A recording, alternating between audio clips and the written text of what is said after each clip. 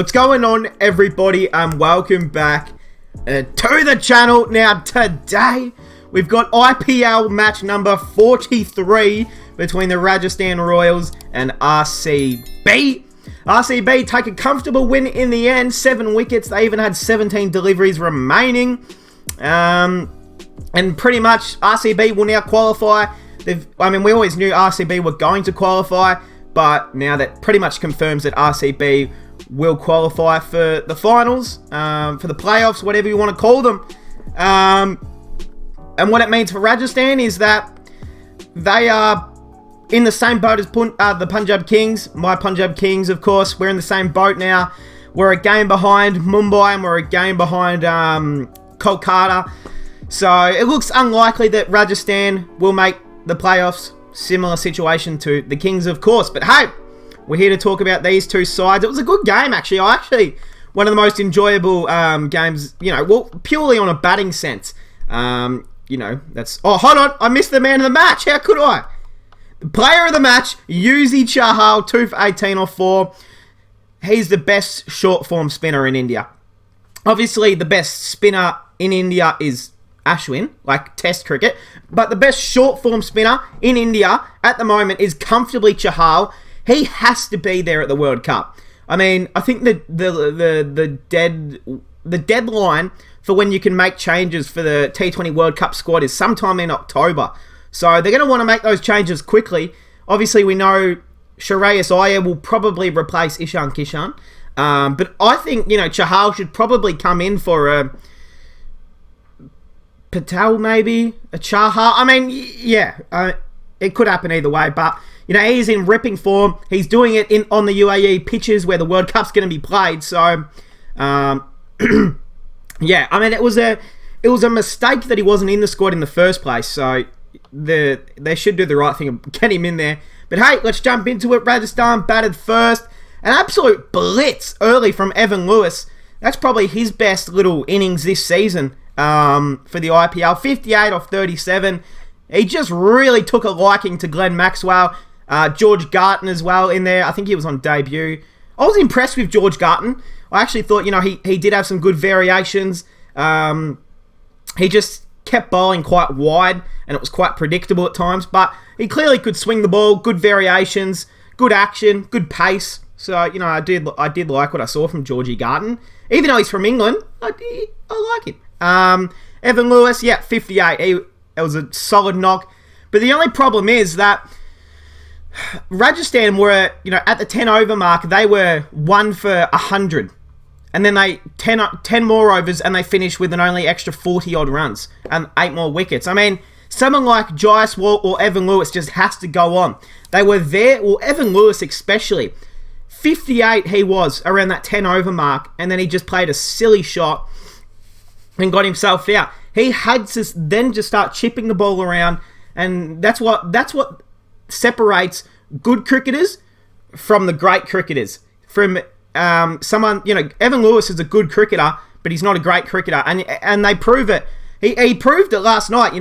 He played an incredible, blitz innings knock, but for what? I mean, your team ended up losing. He just had to go on with it. He had to play more sensible. You can't be hitting sixes from the first ball to the last ball. It's just not going to happen. Unless you're Chris Gale, it's just not going to happen. So, yeah. I mean, at the end of the day, he scored 58, which is top score for your team, which is great. But, yeah. I mean, you hold some responsibility that early in your innings, especially as an opener. But, hey, he'll learn. Jaiswal is super impressive. I mean, I've said enough about Jaiswal. I love watching him bat. He's one of my favourite youngsters in cricket at the moment. He is a gun. He is a serious gun, is Jaiswal. And this Rajasthan Royals team is my second favourite team to watch at the moment. Like, every time Rajasthan plays, I want to watch them play. I love watching Jaiswal. I love watching Sampson. Lomraw is a gun. Livingston on his day can be good. Chris Morris. I mean, they've got Tyagi, Fiz Rahman. Like, this team is super young and super, super good. And I actually love watching them play. They're probably my second favourite team to love watching play, behind, obviously, the Kings, who do not make it enjoyable to watch them, but you have to stick fat with your team.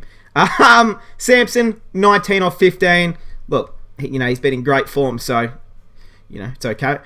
Lomraw, I mean, it just started to collapse. Samson, Lomraw, Livingston, Tawatia, Parag, Morris. I mean, especially this middle order here. Lomraw, he's been great this season. The last few games that he's played, he's been in great form. And he's played a good role. But at number 4, you hold some sort of responsibility. And at that point of the game when he came in, he just tried to skip the crease to Chahal and got himself out. He missed the ball by about this bloody much and got himself stumped. I mean, at that point of the game, Lomraw, it was his 4th delivery in the game. He's literally just got to leave it. I mean, either leave it, defend it, put it for one. It wasn't there to skip the crease and try and put it out of the goddamn stadium and send it back to India. The delivery was not there to do that. So, disappointing. And then Livingston,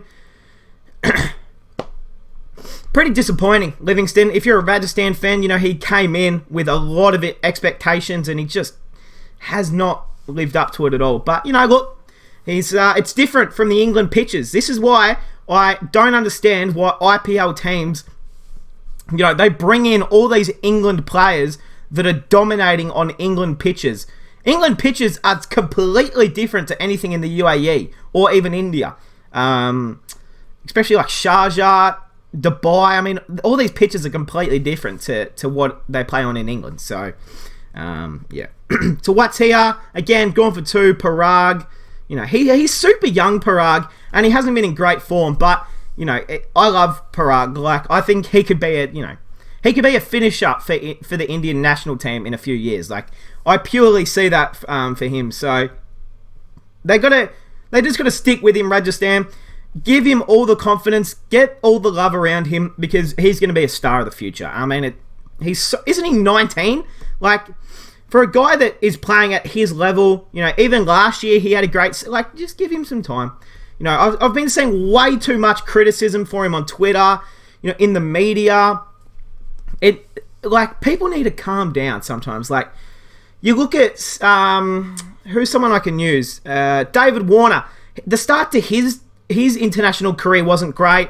Smith, he started as a spinner. He got dropped. He wasn't. Well, did he get dropped? I don't think he did. But you just got to give players time to develop as a person, as a player.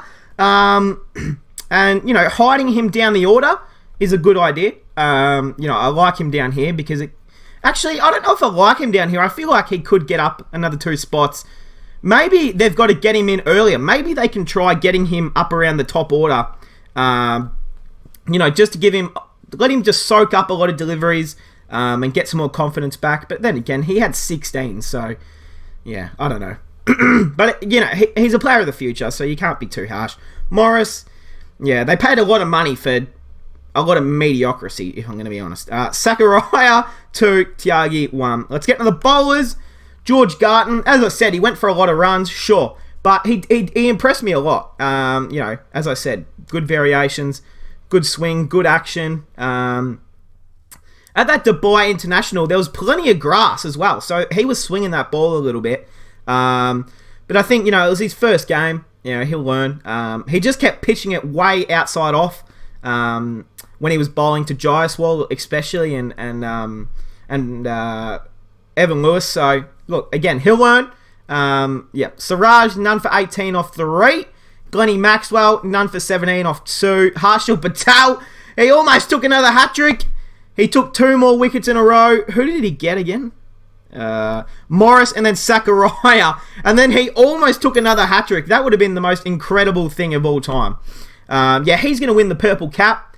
3 for 34 or 4. He's incredible, isn't he? I mean, no one can seem to pick him that often. It's crazy. DC 1 for 21 off 2. Chahal, man of the match, 2 for 18 off 4.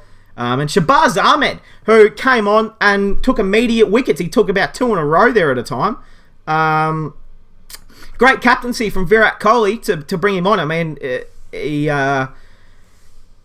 great captaincy to get the change on, get Shabazz on pretty early, I think it was. Where was it? It was around that Tawadia. yeah, around that top order. I mean, he got Samson out. He also got Tia out. So, not bad. All right, let's jump into RCB. Just going to have a sip of my coffee. I'm running out of breath.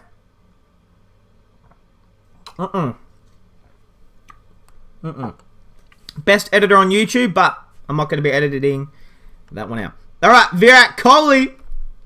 They had to chase 150 to get the win. Again, did it pretty comfortably in the end. 17 deliveries left. Virat Kohli, Dev Dutt Padikul, of course, opening. I mean, it was a great throw from Riyan Parag to get rid of Kohli. I mean, Kohli, he was kind of ball watching. He just assumed he was going to make it up the other end. Got caught out. Great throw from Parag. Caught him about this far out of his crease. So, good stuff from Parag. 25 off 20. Dev Dutt. Great delivery from Fiz Rahman. Going for 22. Shrikar Bharat. I mean, he was playing good, very, very well. Just six short of that half century. It would have been nice to see him get up there, but it was a good knock. However, Glenn Maxwell, the big show. Back to back, and that's the thing. Consistency with Glenn Maxwell is what you look for. He's in great touch. He's in some great form, and that's what I want. If you're an RCB fan, you want this to carry out to the finals. And as an Australian cricket fan, I need this to carry out to the World Cup.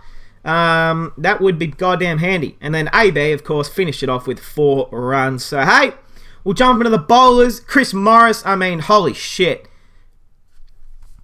Why did Rajasthan pay the most money for any overseas player in history? This bloke is not worth the money he's making, like 2-point-something million.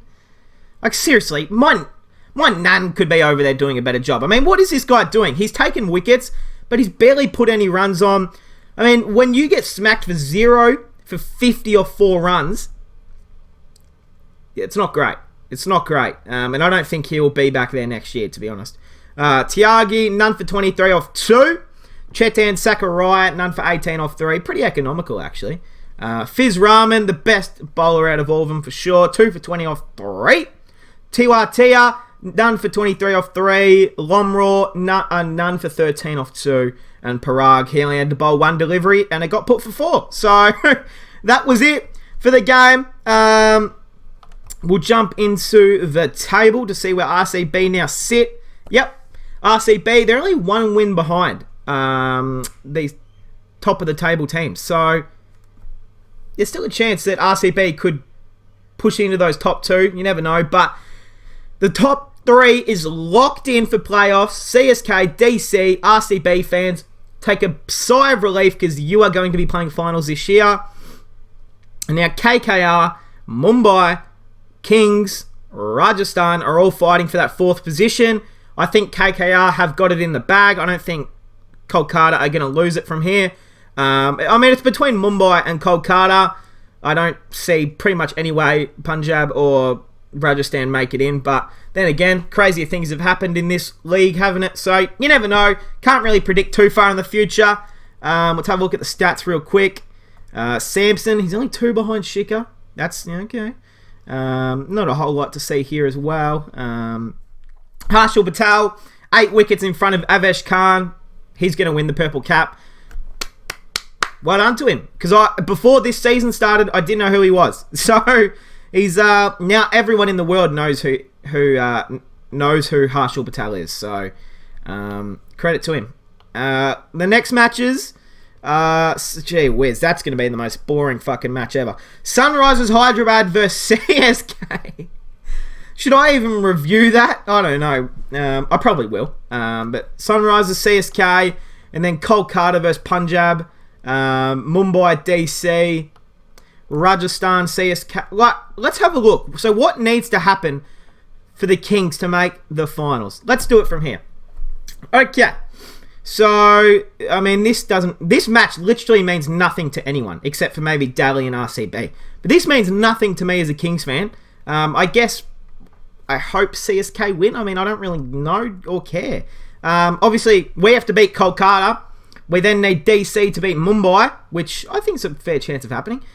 We then need CSK to beat Rajasthan. We need to then beat RCB. We then need Sunrisers to beat Kolkata.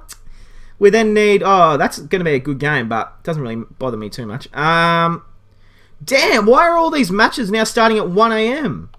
instead of 12? That sucks.